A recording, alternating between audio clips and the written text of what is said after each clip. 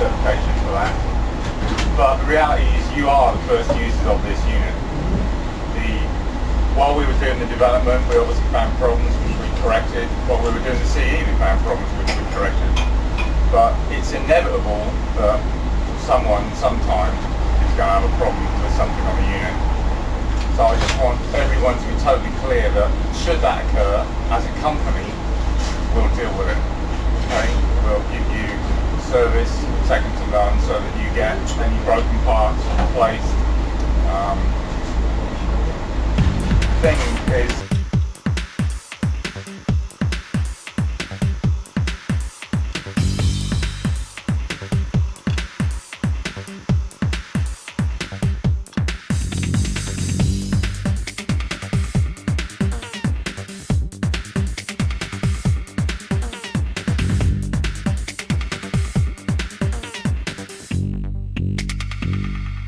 a bit harder to get on than other ones. But they will wear in. We've got plenty of circuit grease as well, so we can sort that out. So let's look at the loop first. The breathing circuit, obviously, you've got inhale over the left shoulder, which then goes to the mouthpiece, which goes to exhale, exhale counter lung, up through the centre of the scrubber, out radially, down to the inhale and back round. So that's basically the circuit. Anything on the left, the actual wheel itself. Sometimes if the O-rings are a bit sticky and you just do it by doing this, you can spin the fitting on the counter lung. It won't come undone or anything like that, but it'll start moving around a little bit. So actually, if you want to grease the O-rings on the hose, actually put the grease in here, and what it'll do is it'll wipe it on as it goes in. That's an easier way to do it.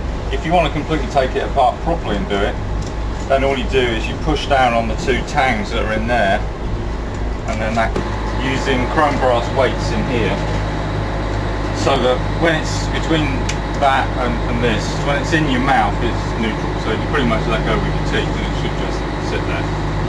So it should be very comfortable like that. We've made it the way it is, and we've used these crush-proof hoses. One reason we've done that is for scootering. On standard rubber hoses and lightweight mouthpieces, you get a lot of vibration in the hoses, and you just get jaw fatigue after a while. Obviously the crush proof of it is just for extra security.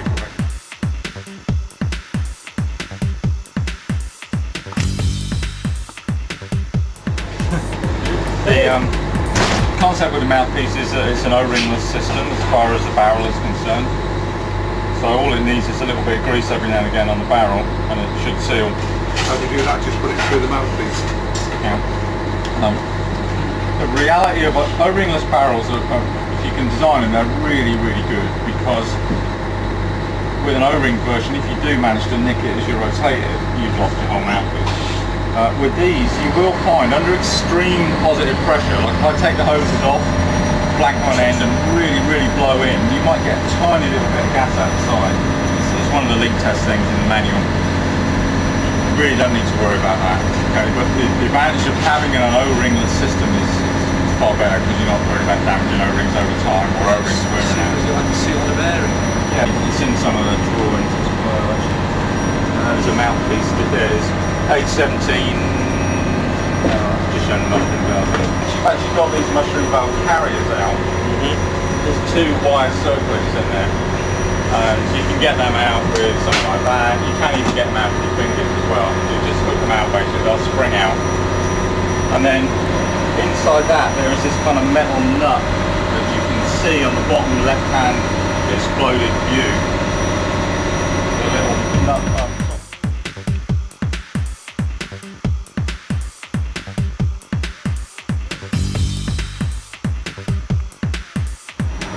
Screw them up far enough, you can rotate it sideways, and that disables the lock basically.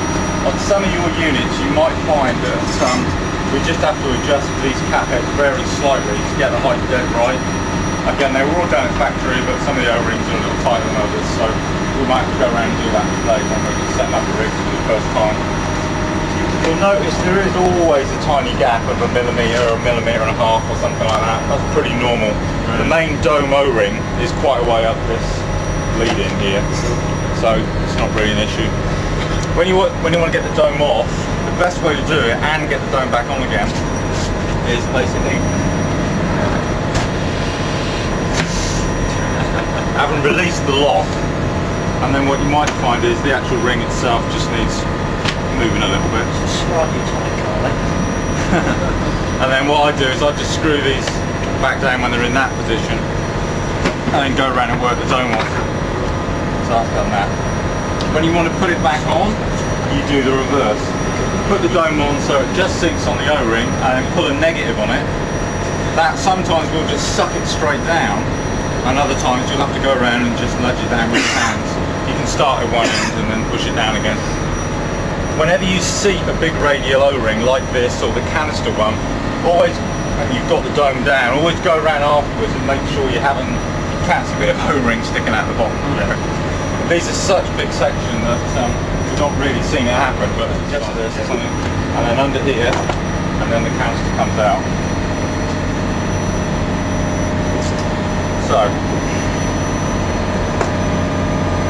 the canister has got obviously several sealing O-rings. To get the top off,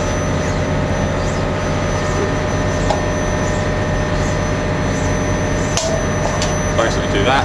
What you've got is these two guide pins here, and I just put a little bit of grease on them every now and again. And what they're for is, as you're screwing it down, it stops this rotating and then bending all the springs over, so it keeps the springs dead square. And then you've got two pull loops in here, so just do that. This O-ring, that O-ring around the outside there, and that one in there are obviously all the main CO2 O-rings.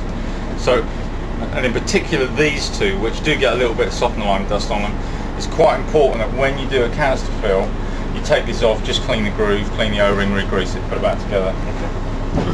It's not so bad for this one and that one because I don't really see a lot of softener lime, but certainly for those ones.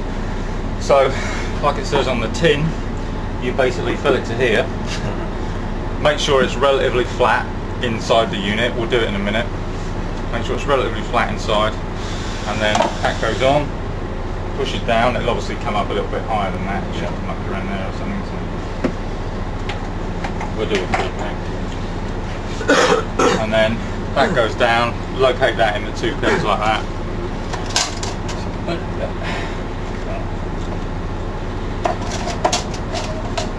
Just rattle that round to make sure the springs are pretty seated, and then just push down and start that going. And then you can just tighten it up. I'll take it apart again anyways. And when you're doing even major disinfects in this, you don't bother to take the counterlungs out, and you don't bother to lift the centre section out. There really is no point in doing it. All I'll do most of the time is put the two blank caps on that you've got here. Disinfect the hoses separately, and we'll go through the disinfection routine in a sec. And basically pour about half a litre down there, half a litre down there, swill it around a bit. You leave it for 10 minutes with the disinfection, I'll show you, and then tip it out the bottom there, stick a bit of fresh water in, leave it a couple of minutes, and then tip that out, and then you've completely done the whole system. However, if you have to take the cameras out, you've got two locks on here.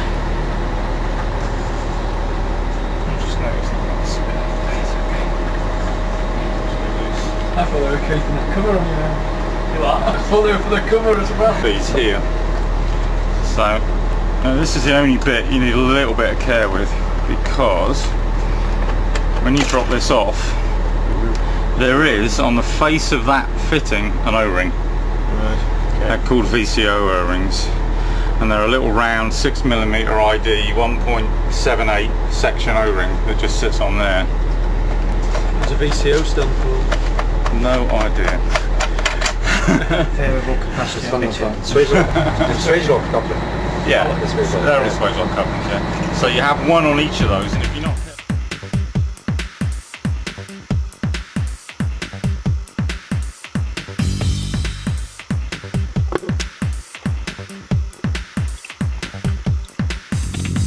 same fitting as the hose end. So it's attached to the canister in each case, so you just twist it and then the bag comes away.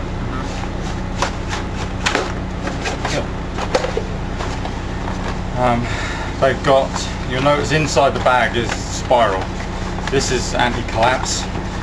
Generally speaking, if you don't use spiraling, counterlung, and again, you'll feel it lock off, just do a quarter turn back, because you don't need it.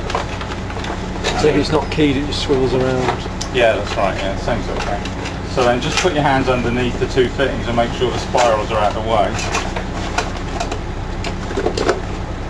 Goes back in there. Back in there. Just tuck them down. And then make sure the O-ring's still on. And then line the two flat faces up. And just go in with the thumb wheel.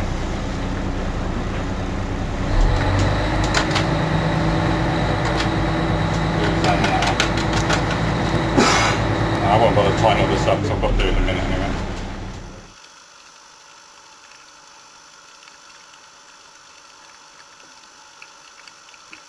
Lift it up, put it underneath. Make sure this spare connector, which is for a fourth cell option, just stays out of the way. You don't want anything to come up and sit on the top of here, or when you put the canisters down it won't go down properly. Drop your rig on the back deck, take the hoses off, put the caps on, flush your hoses out with fresh water or a bit of mouthwash, whatever you want to do, and then just leave the rig. And then we'll see how the sensors perform over the week. Yeah? We'll give it a go. Crank it right in, then it's going to be harder to pull in, and you can obviously wind it out as well. For now, I would say to you guys, leave it pretty much right in. Don't crank the thread right down again, just leave it like that. It's a simple friction thread, and this friction is maintained by a bit of silicone grease, so it won't vibrate around, but I mean you can feel out what it's like on that one, but it'll just sit there like that. So if you need to clean it, well, I'll show you what's inside. Why not? What a good idea.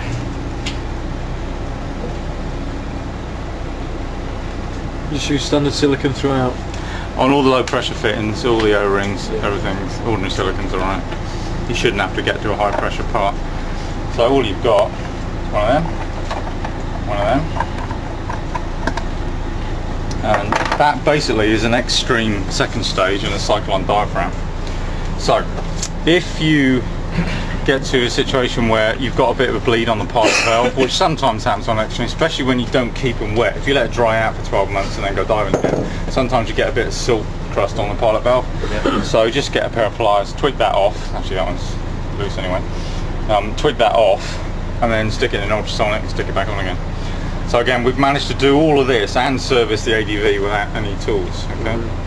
So when this goes back in, it's in the book, that slot goes over that part like that, and then you want to get that roughly in the middle. You can line it up afterwards, but So that's just applying pressure on the diaphragm. comes off, and then you can plug in your download.